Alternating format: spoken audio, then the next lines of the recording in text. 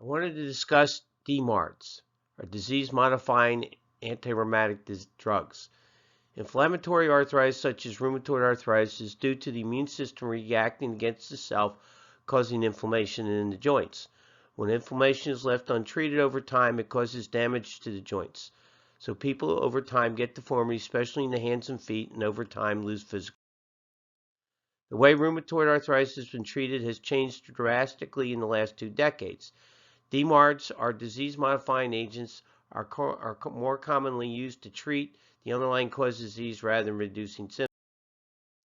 It is important to start Dmards early because there is a window of opportunity when the disease is more responsive to treatment. When we treat within that window, we have a better chance of stopping the damage to joints and getting remission.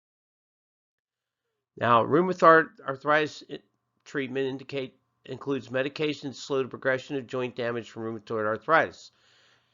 Again, these drugs are called disease-modifying anti-rheumatic drugs, and they're important in an overall treatment plan.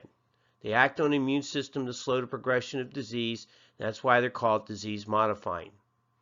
Many different drugs can be used as Dmards in the treatment of RA and inflammatory arthritis. Some are more used than others. There are 5 medications we consider Dmards: Plaquenil, sulfasalazine, methotrexate, Arava, and monocycline. We will explain each of these medications. Plaquenil, generic name is hydroxychloroquine.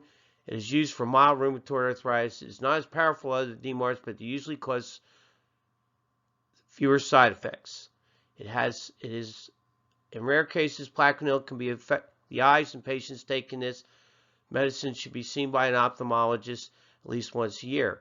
It has been noted it is similar to a class of drugs that has been used to treat malaria.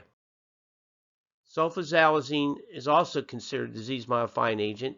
It decreases pain and swelling of arthritis, prevents joint damage, and reduces the risk of long-term disability. It is a type of sulfur allergy, and you should not take it if you have a sulfur allergy. It's been used in the treatment of rheumatoid arthritis, inflammatory bowel disease, and other immune conditions. It works to lower inflammation in the body. Most patients take it with few side effects. The most common side effect are nausea and abdominal discomfort, which occurs early in the course of treatment. Serious side effects such as stomach ulcers are usually less common. Methotrexate is the most commonly used Dmard. This is because it has been shown to work as well or better than any other single medicine. It is relatively inexpensive and generally safe. Like other Dmards, methotrexate has side effects. It can cause rash and stomach upset, can be toxic to liver and bone marrow, and can cause birth defects. Rarely, it can cause shortness of breath.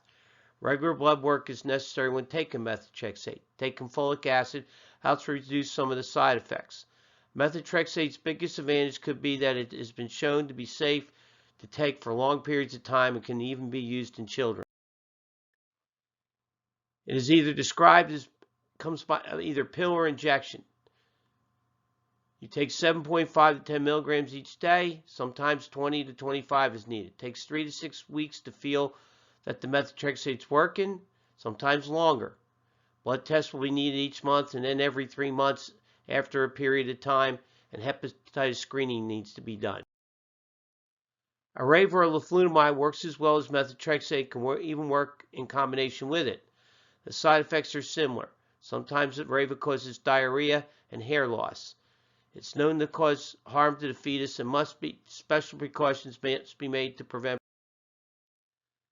Leflunomide is given as a 20 milligram tablet once a day. Patients are given only 10 milligrams, especially if they experience side effects with the higher dose. It should be taken with food. It takes several weeks after starting leflunomide to experience an improvement.